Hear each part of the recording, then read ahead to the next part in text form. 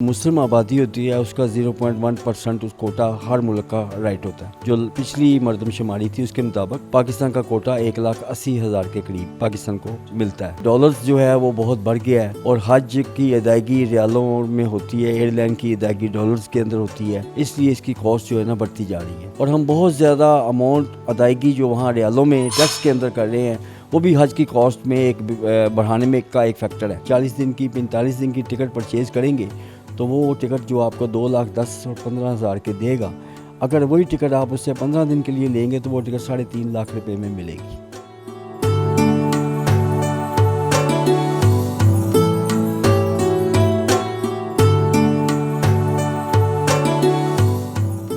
السلام علیکم, میں ہوں آپ کا ہوسٹ, آپ کا دوست عاطف ملک. ناظرین, حج یا عمرہ ادا کرنا ہر مسلمان کی خواہش ہوتی ہے, خاص کر کے حج جو کہ ہمارا ایک دینی فریضہ بھی ہے اور ہمارے دین اسلام کا ایک اہم رکن بھی ہے. لیکن بدقسمتی سے ہمارے معاشرے میں اب حج ادا کرنا مشکل ہی نہیں بلکہ ناممکن ہوتا جا رہا ہے, خاص کر کے مڈل کلاس کے لیے اور غریب طبقے کے لیے.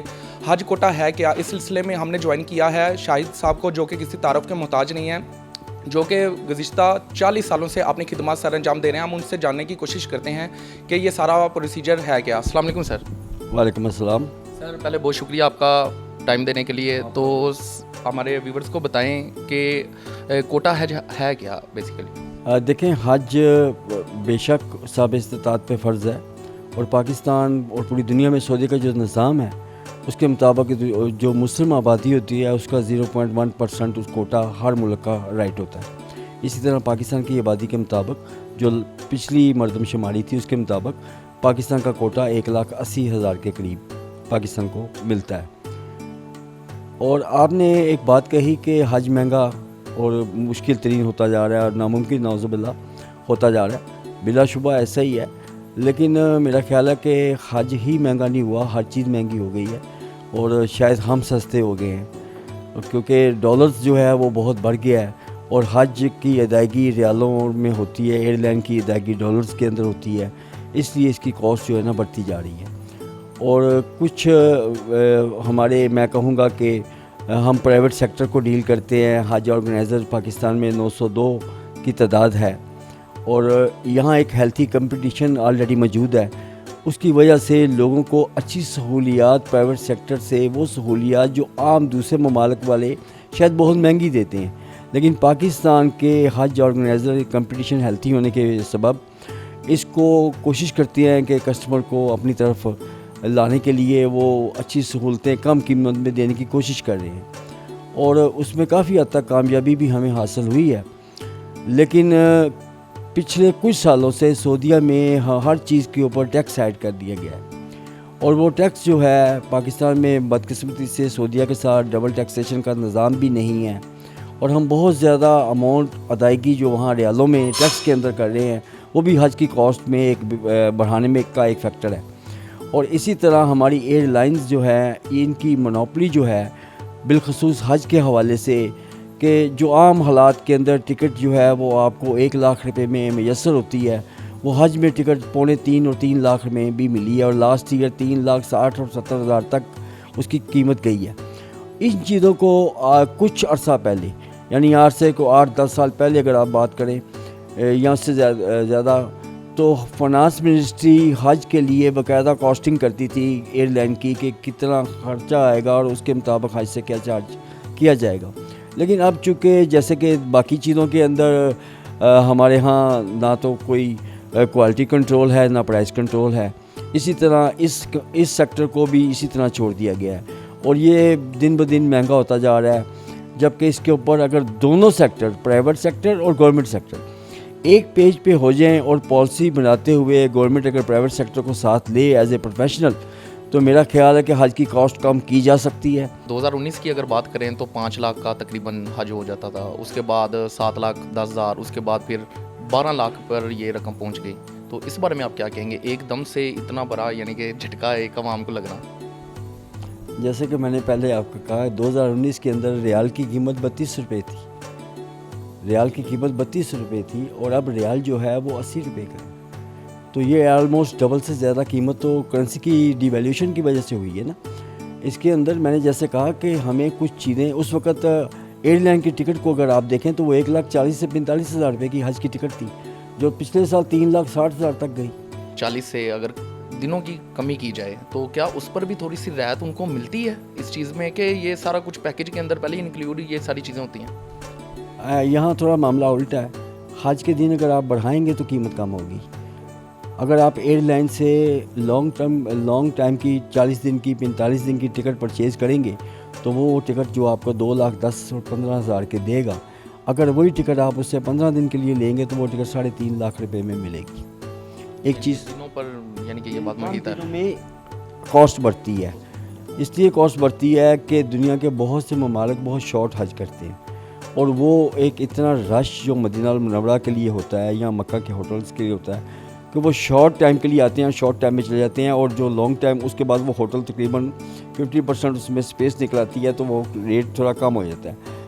تو وہی کمرہ جو آپ کو حج کے بالکل 2 دن بعد یا 3 دن بعد آپ کو 5,000 ریال یا 4,000 ریال پر نائٹ ملے گا، وہ آپ کو آگے جا کے 2,000 ریال کے ریٹ میں مل جاتا ہے۔ اس لیے لانگ ٹرم سستا رہتا ہے، شارٹ جو مہنگا رہتا ہے۔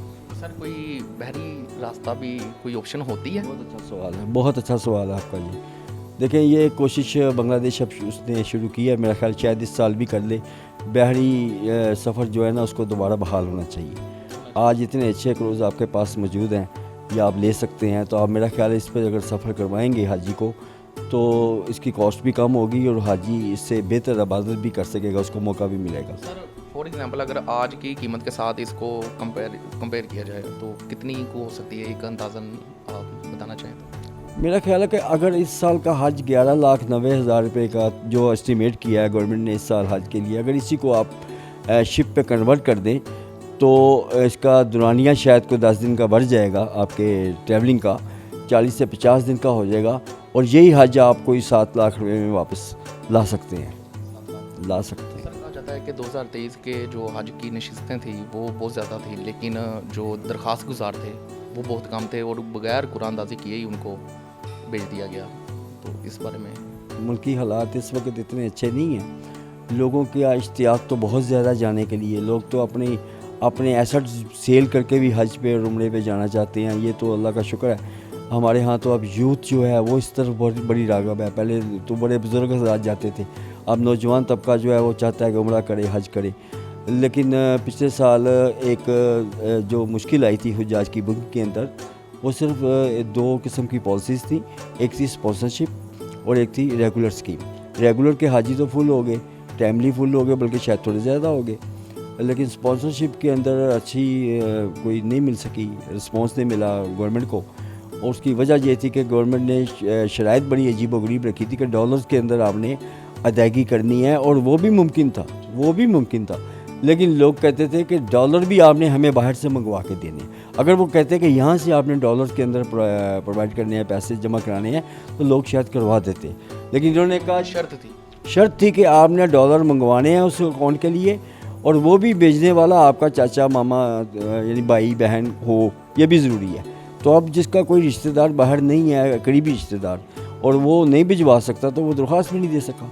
یہ ایک شرط جو تھی نا، کنڈیشن بڑی غلط تھی، بلکہ میں یہاں ایک بات کہنا بڑا ضروری سمجھتا ہوں کہ ایک طرف تو ہماری گورنمنٹ ڈالر کر رہی ہے کہ ڈالر آنے چاہیے، ایک طرف بینکنگ نظام میں اتنی خرابیاں ہیں کہ میں ذاتی طور پہ میرے کچھ حجاج نے پیسے بھجوائے، شاید وہ 2 یا 4 یا 5 دن لیٹ پہنچے، لیکن ڈالرز پاکستان میں آ گئے، لیکن بینک نے وہ ڈالر میرے اکاؤنٹ میں نہیں کیے کریڈٹ، اور اس نے کہا جی کہ یہ اسٹیٹ بینک کی پالیسی ہے کہ ڈیٹ ختم ہو گئی ہے، اب ہم اس کو واپس بھیجیں گے، اور انہوں نے میرے پاس ریکارڈ ہے، انہوں نے وہ پیسے واپس بھجوائے، اور اس جس کو واپس بھجوائے اس کسٹمر نے مجھے پاک روپیز میں وہ پیسے پھر وہاں سے بھیجے، تو ڈالرز تو آپ کے پاس آئے ہوئے آپ نے واپس بھیج دی اپنی ان پالیسیز کی وجہ سے۔